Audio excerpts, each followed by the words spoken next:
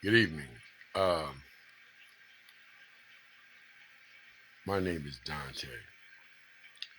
Of course, I go by many manifestations, but tonight I'll be Dante. You know, something was posted on this platform about this platform closing. I beg to differ. Um, there is a new platform that I am opening called Dr. Love soon. It will be making its debut. But I just want to settle in on some things. First of all, I want to correct that thing about love being dead. Um, by that being stated, that confuses, sends a mixed signal to the universe, the universal order of all the blessings that flow from this this frequency, this thing called love. I have a lot of it, and one of the things I learned about love is the greatest thing about it is sacrifice. Is everyone deserving of this word? Well, that would depend on how it reciprocates to the individual that looks for it. I think that, no, I know that when we enter into relationships, love is the furthest thing from our mind because individuals are so busy trying to fit into a certain box, one size fit all, you know, uh, take it or leave it type of attitude. But that's not the crux of it. I think that it's something that aligns up with such a positive affirmation and reciprocation. It's undeniable. Um, and so doubt is a love killer. For example, if a man is with a woman and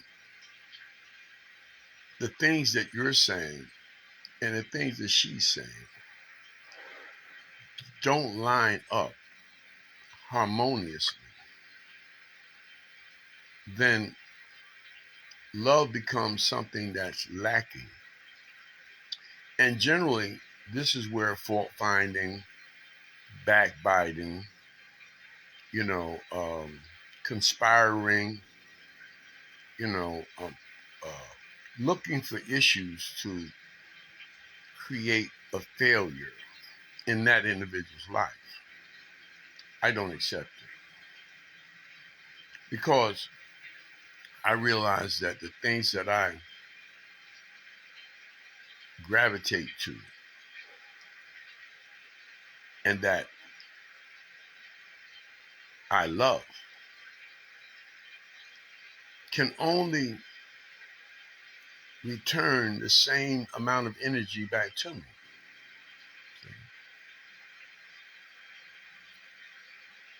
I believe that, and I know, and and it has nothing to do with the secondhand faith. We're not going church, okay? We're not going in any doctrine, you know.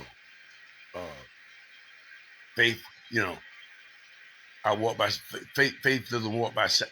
Listen, we walk by. Listen, we don't walk by sight. We walk by faith. Listen, the fact of the matter is that the denial, looking for something, and it's not appearing, it's not asking for it. There's no affirmation to it, and when there is an affirmation to it, it's not done correctly. For example, What is love? How do you define it? What is the prefix? What is the preordation of love? How does it, what laws does love operate under? Is it a fly-by-night thing?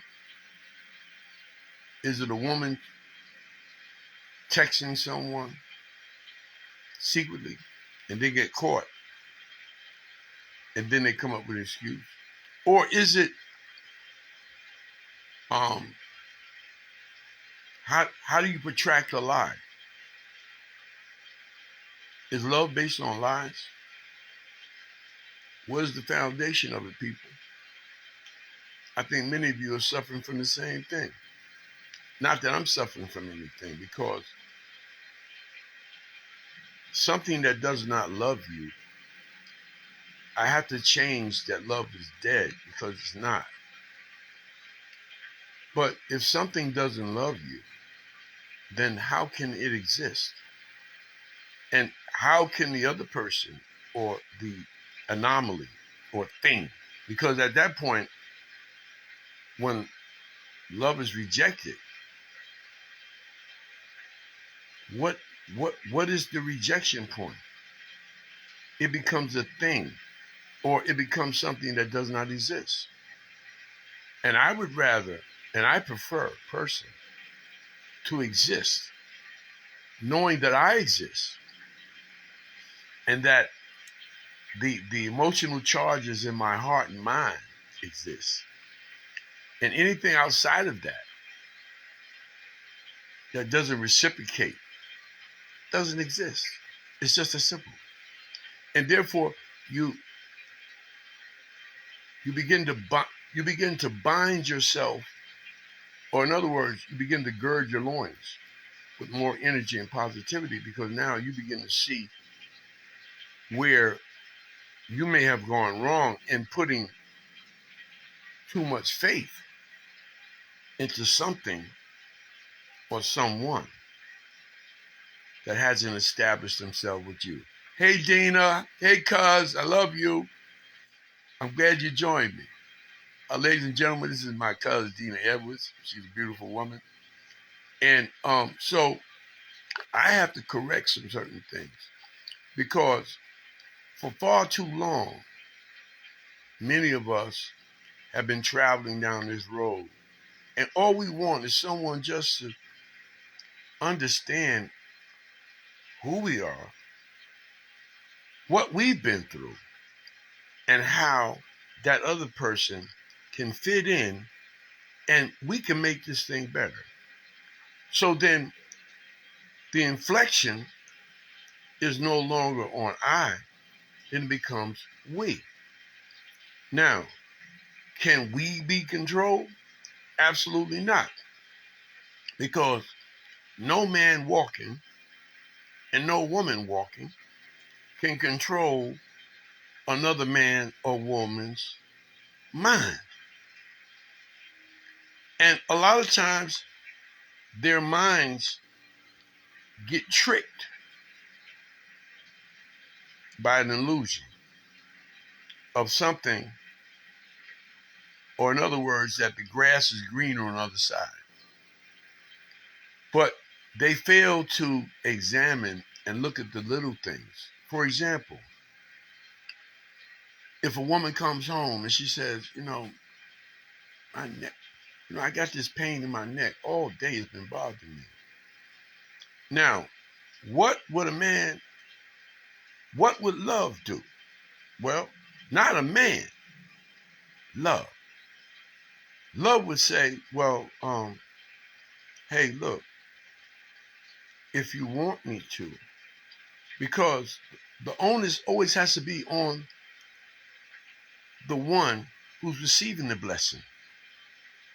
See, if you want me to, would you like me to massage your, after you take a nice hot shower?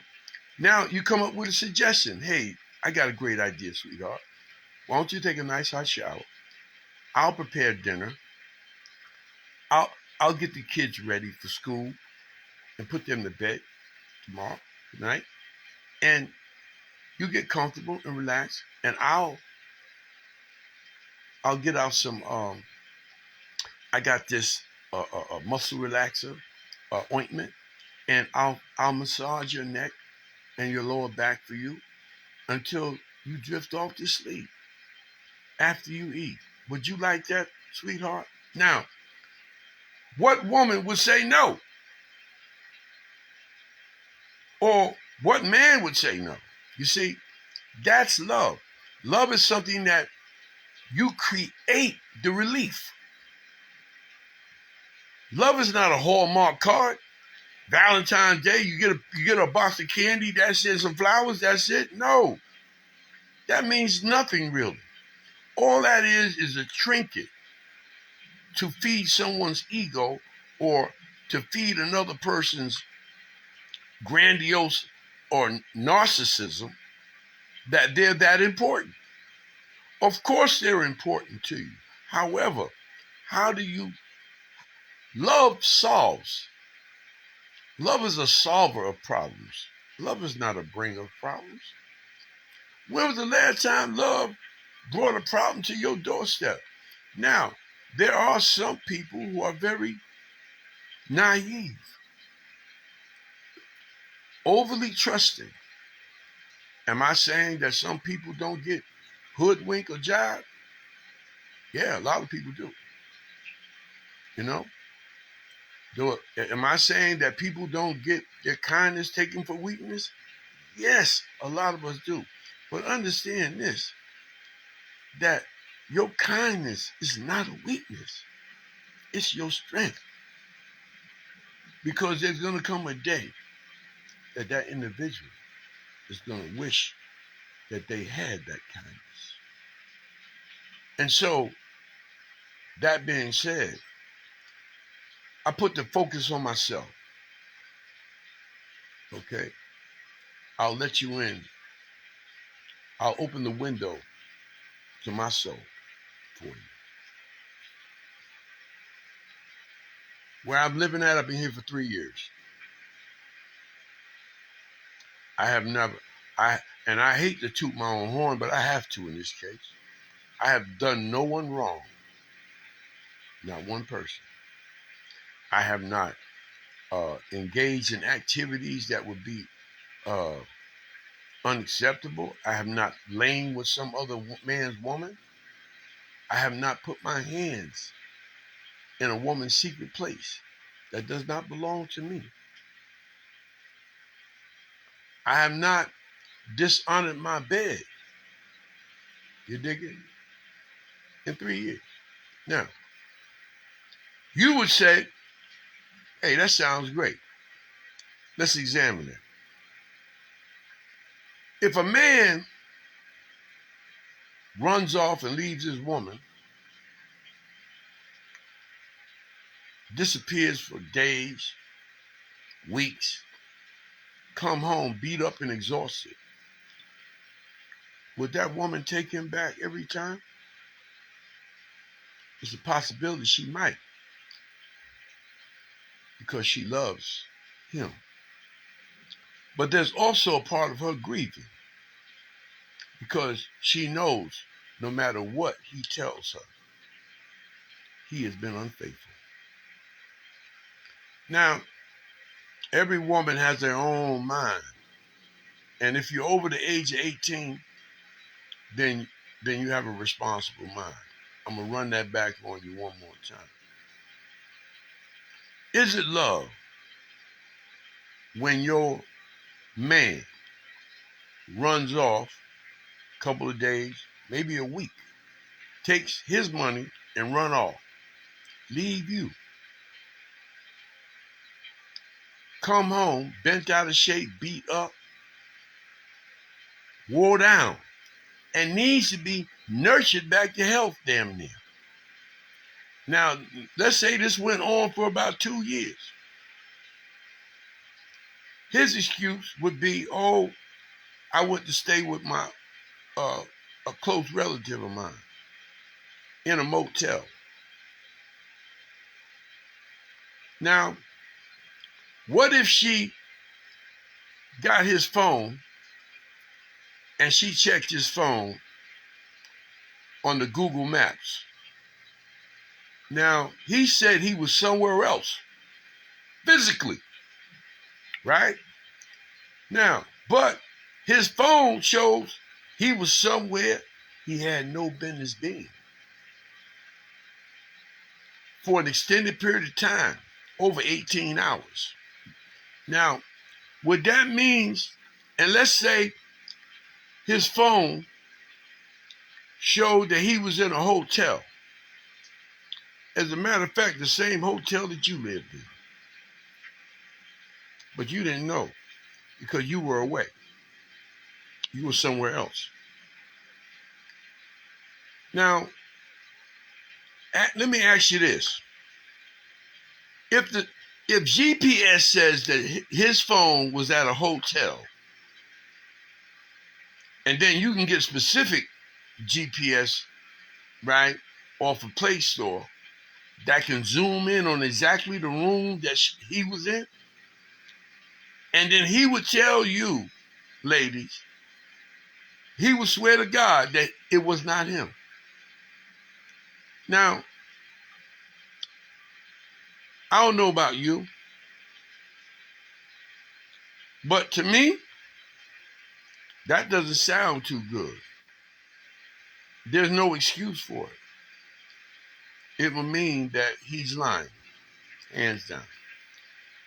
Because if you're a student of the law like me, I know many cases they got a show called Another 48, where an individual, Google Maps, or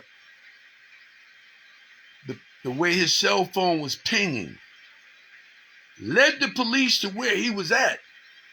And he told the police and everyone else that he was somewhere else. But he was there because the cell phone, the Google towers, not gonna lie. Now, I gave y'all an illustration of a man. Well, that happened to me. That happened to me. The reason why I'm putting this out there like this is because the truth has to be told. He who the Son set free is free indeed, Dean. A man could be long-suffering, and so can a woman. But one thing I'm not is a fool. And I'm not saying any woman is a fool. That would be far from my vocabulary. But at some point, a person has to admit that they weren't tactfully truthful with you. And I believe, honestly, that when a person does that, it automatically creates a healing process, because love is something that you just don't want to throw away. When it comes, you know you got it. Can't nobody on God's green earth tell you that you don't have love in your heart for another human being, and that you will even risk your freedom for that other individual, because love can be that strong. However, I stand before God Almighty, and I believe that he exists. I don't know what other people believe. It could care less in that retrospect, but I know he exists. And I know that in 3 years, I have been with a woman, and I have not lied to her one time. Now, am I toot my own horn? Well, as my mother used to say, the proof of the pudding is in the eating. Hey, that's the kind of guy I am today. You know, because I've come to the realization that what is there to life? What benefit do I get in life? because I'm only destroying my own heart and mind. And besides, that type of lying can only bring ruin. So it's better that everybody knows, because then the judgment is not on that individual. It's on the perpetrator and perpetrators. It gets to the point where they can't live with themselves. And that's what love does. When you hurt love, love will let you know. Because the universe is not going to play games. God is not going to play games with his love for you or any other human being or any other being or animal. The grass, the trees, the air, the sun, the moon, the planets, the stars. Okay? So if the universe has to follow a law, okay, and it listens to sound reason, because the universe doesn't listen to doubt. God does not listen to doubt. He's not going to listen to no doubt. You're not going to bring, Lord, I don't know what I'm going to. No. You better know what you're doing. That's why sometimes you have to take a step out, like I'm doing. Put it out there. Because now you're free. It's just that simple. When I was a young man, I got caught up in that love him and leave him because I was a young fool. I thought I was God's gift to every woman that walked the face of the earth. Good looking, dashing, progressive, intelligent, can fit into different circles. Not just live inside of a box. I've been here for 3 years. Now, it's time to move on. I have one more year. I have contractually one more year here. And then I'm gone. Now, today was the day that I had to face a harsh reality that I set in motion. See, bullshit recognizes bullshit. Not to say I'm a bullshitter, but I've been around the block. I've been around bullshitters. When I was growing up, there were guys that wanted to knock girls up so that they can just get them pregnant. I didn't play that game. I wasn't into that. So my whole life, I've been this loner. My best friend, and he's moved on, named was Barry Anderson. Here's a guy, no matter what I was going through, and I needed someone to give me a reality check, I could go to him. Right or wrong, he would listen. And then he would tell me what he thought about the situation. Because I did my best not to leave out any details. A lot of times we're in situations where we want to, make ourselves look good. No, take your medicine. When you screw up, you screw up. Accept it. How to fix it. Love is something, you're with someone, you don't want to just throw it away. If you can resuscitate it, if you can bring it back to life, then all means do so. But there has to be a connection where, look, I got a song by Johnny Taylor. I played this song for the woman that I love 3 years ago. And the name of the song is called Running Out of Lies. 3 years ago, I ran out of lies. I just couldn't tell another woman another lie.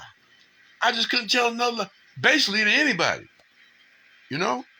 So that marketably changed me, and it put me on a type of thought process like, hey, wait a minute. It's good for other people. They love it. But I can't stand it. And it got to the point now, Dina, where I could talk to anybody and I know when you're lying to me. I just know. That's what happens when you start to examine yourself and say, you know what? This is a downfall thing. Okay? Because the lies get deeper and then you can't remember. And then you think then it gets to the point where a person thinks they can just say anything, and you looking at them, you know it's a lie. And of course, it only grieves you because you're trying to hold on to that powerful emotion called love. You know? And then, that being said, I examined myself. I said, okay, you become stagnated because you're trying to revive something that maybe in somebody else's chest is dead. That's what I meant by that. It's not that I don't have any love. It's just that I don't see it. And I'm not talking about you got to do this for me. I'm self-supporting through my own contributions. You know, I'm self-supporting. I'm not looking for that. Those days are gone. You know, no, I'm talking about something that when you talk to someone, like you, Dina, you're the only one watching, but I got over damn near 1,000 friends on different platforms. They're not tuning in. You know why? They get afraid when I get on here. Because then they have to see, then they have to look in the mirror. See? That's what it's all about, Dina. They have to look in the mirror. They don't want to, oh man, Ike. They call me Ike. OG Backo, Michael Matthews, whatever you want to call me. He's wild now. No, I'm not. I'm listening to the gentle rain on YouTube because I like listening to the rain in my room. Sometimes thunder and lightning. I have a thing for nature. You know? I love birds. I feed the birds. And one time I stopped feeding them because I allowed bitterness. I allowed someone else's lack of empathy to creep into me to not feed my birds. So I fed them. Now, I fed them bread today. Some of them were eating. I was playing birds singing. I listened to about 50 different birds in New York State. All over. There's 50 different types of birds that make certain types of bird sounds, and crows too. And I noticed that the birds didn't come out in full force tonight and eat the bread that I put out. I usually put out rice. They love my rice. So a little while ago, I was going back and forth, doing my last minute straightening up my room, and I went and got some ice out the ice machine. It came back, made me some lemonade, right? Iced tea lemonade. So I noticed in the far distance, I saw lightning. Then it occurred to me that a storm is coming. See? And the birds were in for the night. They're very intelligent. See, the animals know when things are going to happen before we do. We're usually the last to know. And what that meant to me is that love is something that even the animals can appreciate because they have little ones. And in the early in the morning, when I feed them, I can hear the little ones holler, chirping away up in the trees. And they come zoom down and get the rice and take it back up there. Yeah. See? So even in the animal kingdom, they may be, it's their nature to take care of the young. Why? Because the young is the future. They're living, so they know that their function is to take care of their offspring. And then eventually, I would assume that the birds even know eventually that their time would expire too. I'm quite sure they've seen death around them when a chick may have fell out of a tree or some cat snuck up in the tree, you know, or someone came and took the bird's eggs, you know what I mean, that she was sitting on and drove her into distress, the loss, you know. So even in the animal kingdom, love is something that's prevalent that we don't see every day because we just see them as animals. Like, you know, we're so smart, but they're very intelligent, you know. And I'm saying this to say this is that I, I've I've I've gotten to the point where when you get to an end of a rope, I think sometimes you have to just let things. Hey, look, there's nothing else to talk about. Uh, Johnny Guitar Watson did a song years ago. I'm gonna listen to it in a little while. There's nothing left to be desired.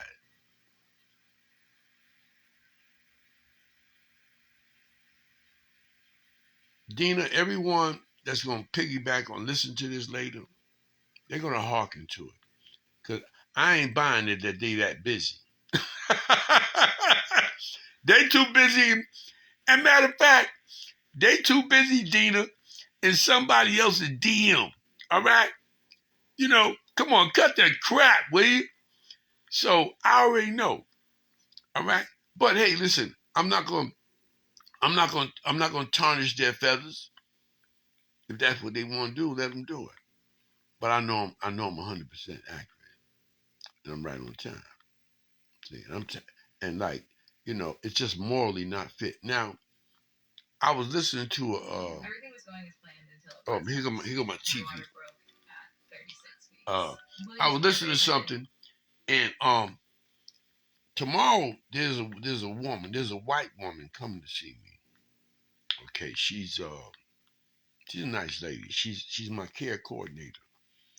They got a main office out in Suffolk County, and they got an office in Great Neck.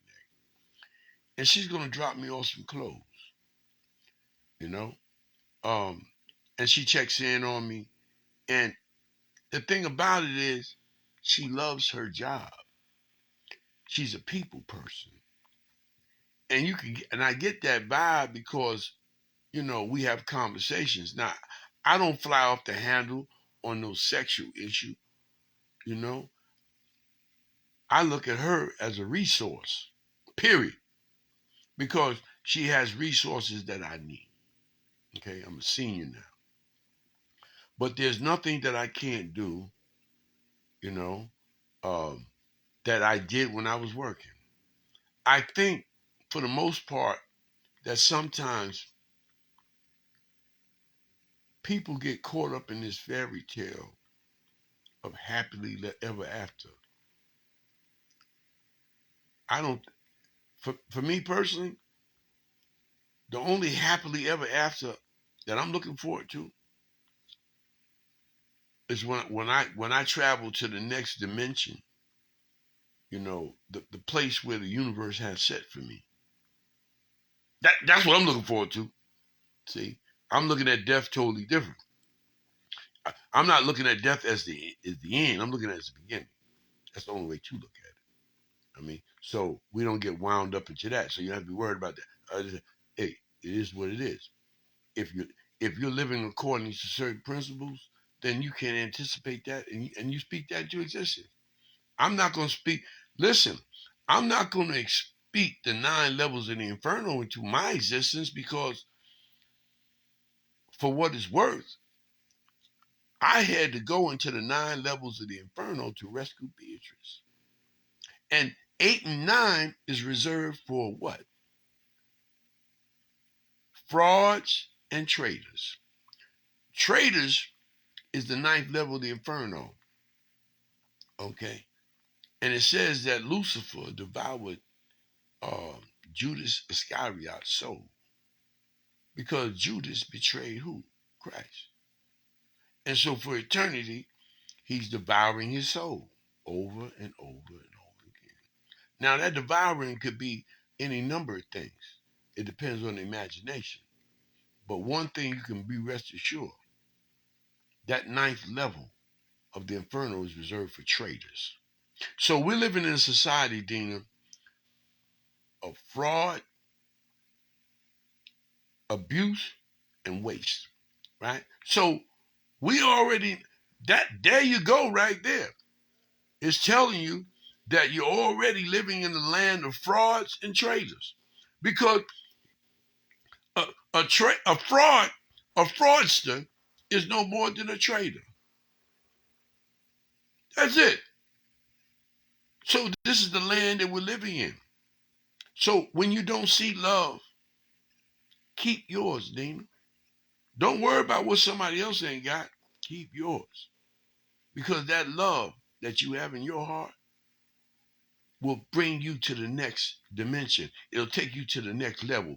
Don't give it away to nobody who don't deserve it. Measure them. Measure them based on what you want. Measure them based on what they can do. Not financially or economically, even though that's important, but measure that based on 2 points. Fraud. You either a fraud or you a traitor.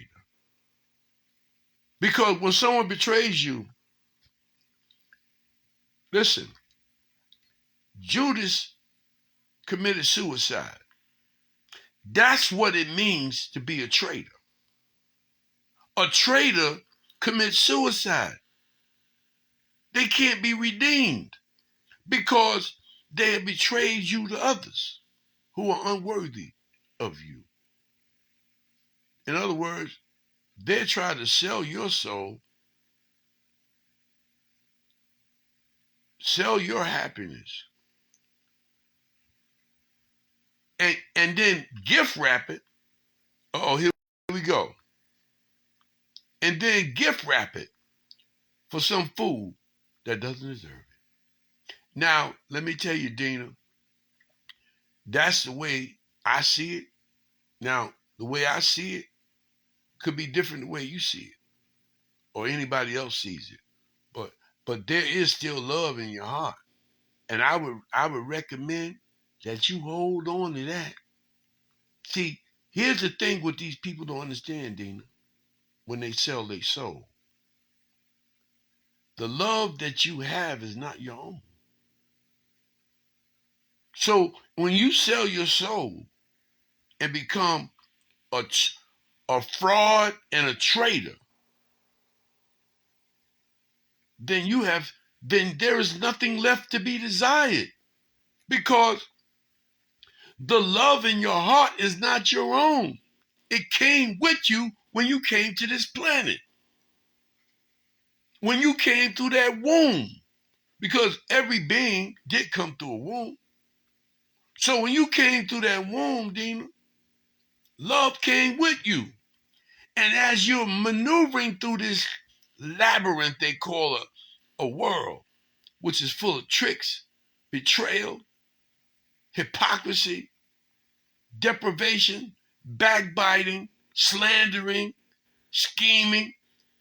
Did you know, Dina, that I can smell scheming?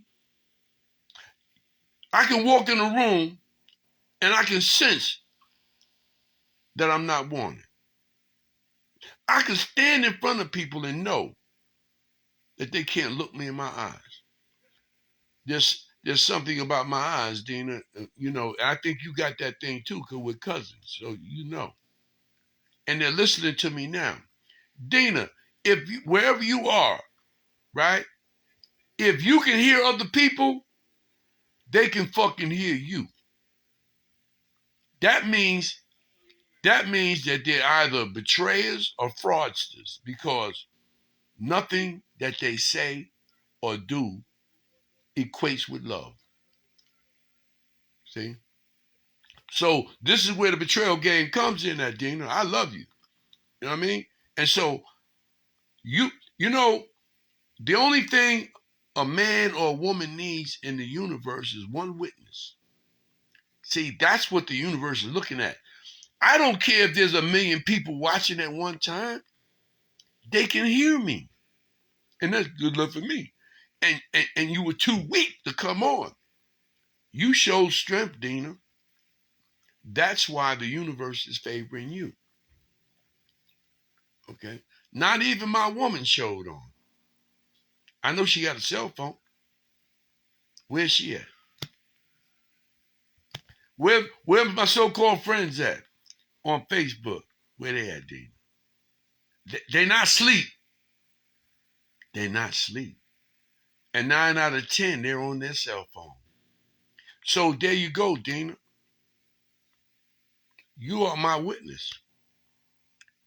You are the witness that the universe placed here tonight to show the world how afraid they are and how misguided they are and how some of them have sold their soul because there is no love in their chest. You know, if that is the case, which I believe it is, you know, you can't fool me. You can't fool me. Can't look me in my eyes. I'm gonna tell you a quick story, Dina, and then I'm gonna sign off. And I love you. I was me and my lady. We went to this boutique over in East Meadow, not somewhere over there. Anyway, it's Westbury, and as we're coming out, we decided to go have lunch at Blimpie's. We walk inside. It's owned by a Spanish proprietor and his wife. And there were some Indian people. There was a Muslim Indian family, and there was a lot of young Spanish women, and there were men in there and stuff, right? So when we walk in, I tell her to go get her table.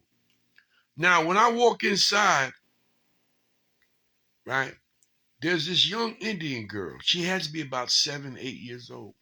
She says, "Who is that?" She goes, "Who is that?" And everybody turns around to look who she's pointing at. She's pointing at me because she sees my beard and she's seen my face before. They were Indian. I think they were from Punjabi, place called Punjabi, you know, and they speak Punjabi. So she spoke good English, and and I said, I said to her, I said, "Shalom." I said, "My name is Chandra." Now, Chandra in Indian means the moon. I'm from the house of Asher, Dina. The Asher is the house of the moon. I got a thing with the moon, okay, and it's very strong. The people around here know it, and they're afraid of it. They're very afraid of it because they don't understand.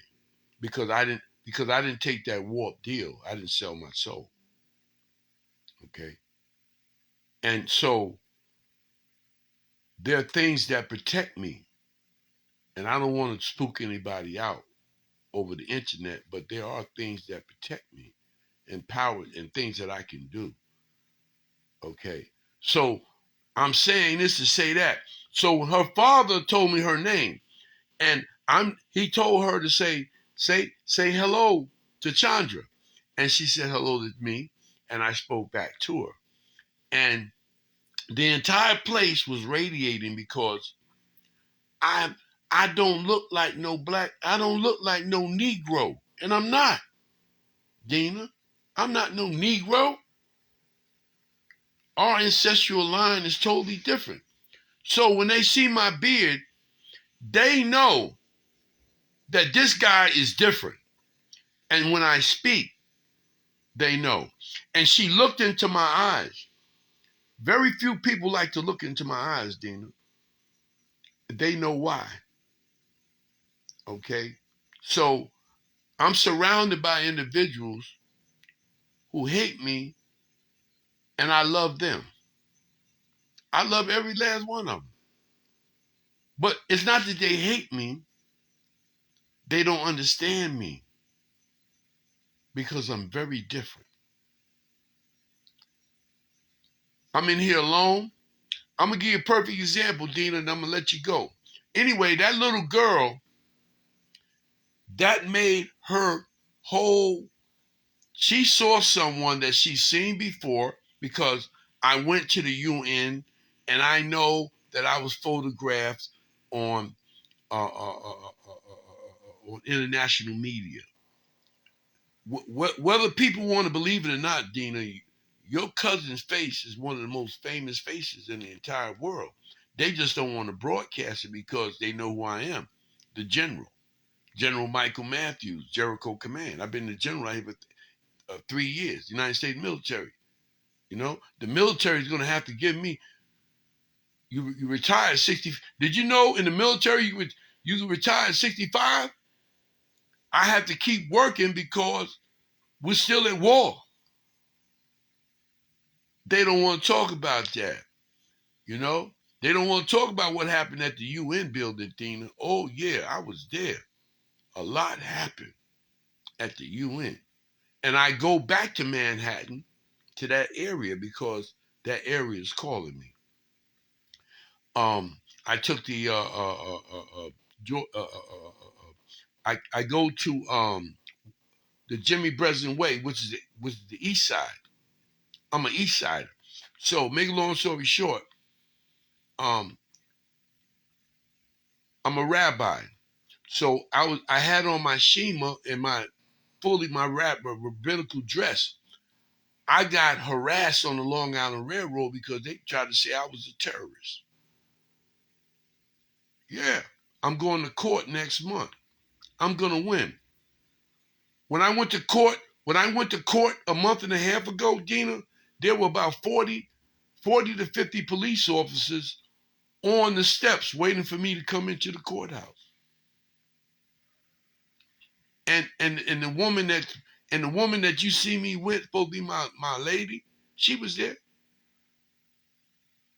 The demons know it, but they can't stop it.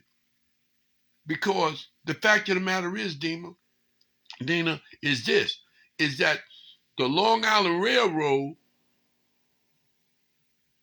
and me have a contract. It was already presented to the court. We got a contract, okay? And they broke the contract. Now they got to prove that my New York State ID, which is the exact same replica of my driver's license, is not a credit card. They have to prove it's not a credit card, and they can't do that, and they're not going to want to do that. And in the process, I'm bringing down the Long Island Railroad, and I'm bringing down Department of Social Service for committing fraud. Yeah, they know it. So when I wear that shema, I'm the only person, Dina. I'm the only rabbi that you see walking with that shema in the red shoes. Just me. And they know it. And it's power. I went to the doctor in Corona. No, excuse me. Junction Boulevard. There had to be 30 to 40,000 Latino people on the sidewalk that day. Oh my God. They and and and it appeared that they all came out to see me because I went to a McDonald's that you only speak Spanish in. I speak Spanish very fluently, by the way. That's a problem that Negroes have. They won't learn Spanish, but you better learn Spanish. Yeah, so I speak Spanish. And so I ordered the food in Spanish. When the lady said the food was ready, she said, uno cinco cinco. That was the number on the ticket. I said, muchas gracias. I was talking to some young Spanish men. I walked out for a second. Someone had locked the bathroom door. They came to me and said, hey, could you get them to open the door? Now I got on the full kima, right? And everybody in that place watched me, what I did. And the last thing I did, Dina, before me and my fiance left, my woman left out of there was a young man, there was a man that was homeless. I could tell he was homeless. He asked me in front of everybody, could I spare $1? And I asked him 3 questions, Dina, in front of everybody. I said, do you have a la casa? He said, no. That means a house. A home? Do you have a familia, a family, and children? Family. He said, no. No, I said, you have a job. Obviously, you have a job. Do you have any children? He said, no. So I gave him $1. Then he walked away, and I said, hey, hold up. Bang your key. And that means come here. And he came back, and I said, what about mucho? Yo, man, you didn't say mucho gracias. And he said, mucho gracias, Dina. And I swear to you, every Spanish person in that McDonald's started clapping for me. And they said, you know what? You are a good man. She heard that. Okay. Contrary to over here where I live at, they see me as some kind of enemy. But see, that's a misguided soul. I'm more your friend than you know. And they're gonna miss me when I'm gone in 1 year. Yeah. So I'm saying that to say this, Dina. I'm gonna pray for us.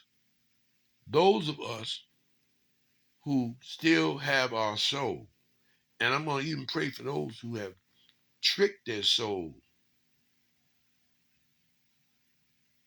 for some foreign dream. As the universe turns right now and is aligning, I call goodness and mercy to rest in every house tonight. I call mercy to tuck the children in. I call goodness to allow the children to sleep tonight. I call mercy to the mothers and fathers who can't find no peace in their mind and sleep runs away from them. I hope that this broadcast bring goodness to their ears. I hope that they remove the fear of what they have done to themselves, to understanding that there is one man, or maybe more than one man, I don't know about the other men, that understands and can talk to them and ease their mind. Understand this, that whatever evil is out there in the world, if you look in my eyeglasses, you see, if you look in this eyeglass, you see a triangle. Evil is trapped in that triangle, in those lights. You see 3 lights right there. That's a triangle. Evil is trapped here tonight. And we will wrench evil from this land. But I want you to understand something right now, Dina. From this day forward,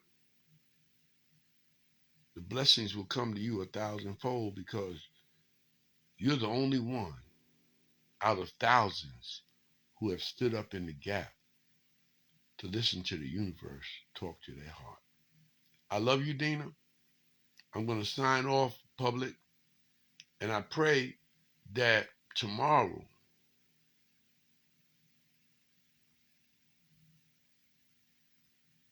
will be better than it was today. I love you, Dina. I'm signing out. Peace, y'all.